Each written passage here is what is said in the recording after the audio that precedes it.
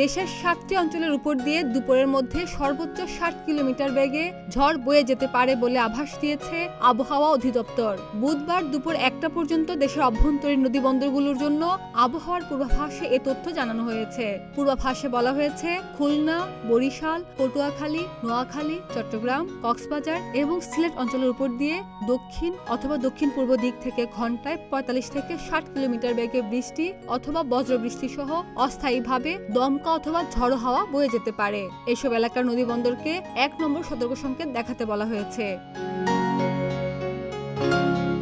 এদিকে আবহাওয়ার সর্বশেষ বিজ্ঞপ্তিতে বলা হয়েছে, বুধবার সন্ধ্যা 6টা পর্যন্ত খুলনা, বরিশাল, চট্টগ্রাম ও সিলেট বিভাগের অধিকাংশ জায়গায় এবং রংপুর, রাজশাহী, ঢাকা ও ময়মনসিংহ বিভাগের অনেক জায়গায় অস্থায়ীভাবে দমকা হাওয়া সহ হালকা থেকে মাঝারি ধরনের বৃষ্টি অথবা বজ্রসহ বৃষ্টি হতে পারে।